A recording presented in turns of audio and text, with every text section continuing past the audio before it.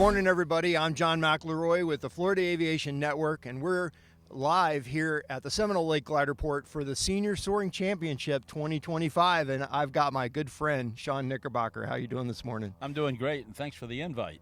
Yeah, you bet. Well, I think it was the other way around, but you and I have been working together, and we've been friends for a long time. We have a lot of good information to share with our viewers, and you're competing, and I'm competing. How about that? Yeah, it is. The student would be the teacher. The student would be the instructor, and the instructor will be the student. And that's how you know when you've done a good job as a teacher, is when your students start to match or even exceed what's going on. And so I hope to just at least catch up to you, and as you pass me. But we'll see how that goes. So today's going to be quite an interesting day. We gridded, but we didn't fly yesterday. It's a day 2 for the soaring competition. It's a week-long comp.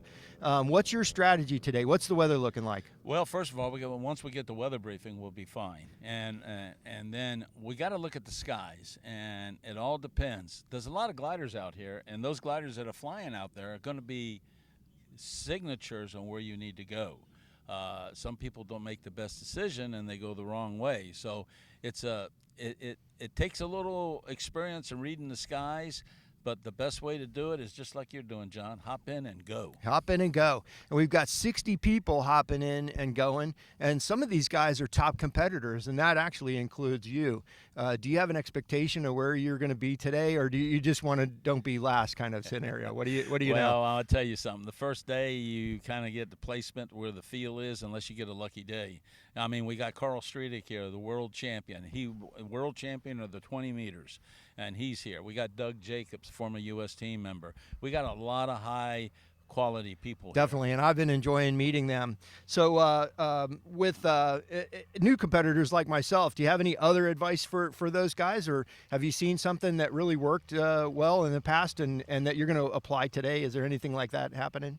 Don't try to win the day, try to finish the day. Just do the task. Do the task, even if you have to tap the circle, okay? If you get an opportunity to get to the turn point, the main turn point, that's fine. But you're going to have to – there'll be a lot of people out there. So, you can see somebody and kind of tag along to a certain extent, as long as you don't tag along the whole thing. If you tag along the whole thing, you're never going to learn anything. In other words, in the soaring world, that's called leeching. Yeah, you don't want to leech off a guy. You want to be your own pilot and author your own race. That's what I'm hearing. That's exactly right. Now, leeching is allowed in NASCAR. They do it all the time. They follow everybody around till they get a point to pass.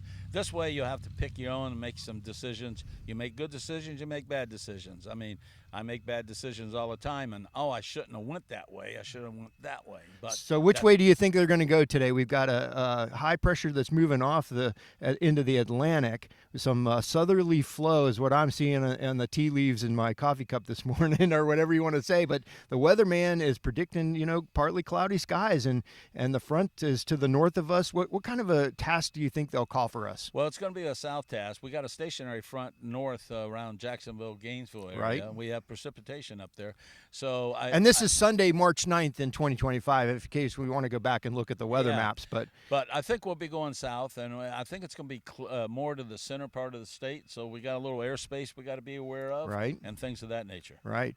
Definitely the restricted area down in near Sebring and the military operations areas. We've got Bartow that's still active with the Class Deltas. We've got Lakeland to contend with. And sometimes if you get far to the west, you're going to have to deal with Tampa Bay Class Bravo.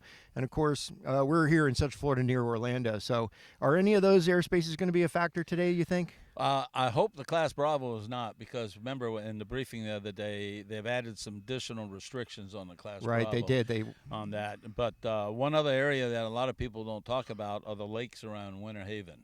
Yes. They can be good and they can be bad. Well, you've shown me that personally, so that's right. You bet. And don't forget, here at Seminole Lake Glider Port, we're in the middle of the green swamp, so that will play into what's going on as well. So when you're looking for thermals, Shawn, I mean, if it's green or it's brown or it's what are you looking for? Sunshine? You're looking for clouds? What exactly are you looking for? There's all kinds people of who don't different know? techniques. Concave base of the cloud. Does it have a waterfall at the edge of the cloud? The little fingers that hang down.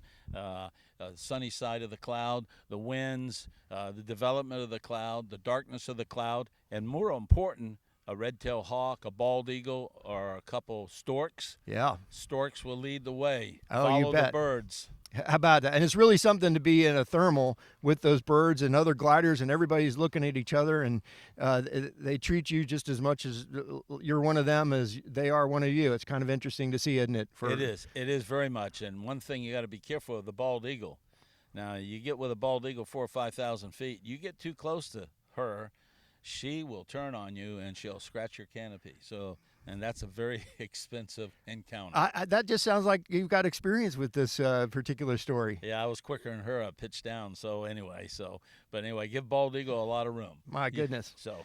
Well, how do you stay sharp under pressure if you're getting up to the podium this week and you're starting? How are you going to stay sharp? You're going to get rest. You're going to stay hydrated, those kinds of things, and stay healthy and eat right. Or are you going to? That's the most important thing. Staying hydrated.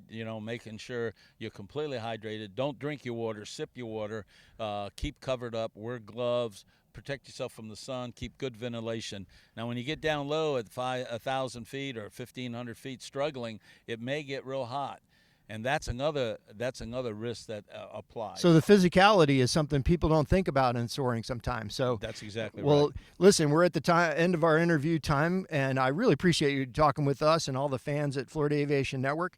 And I'm John McLeroy from the Soaring Championship here in 2025, Seminole Lake Glider Port. Back to you.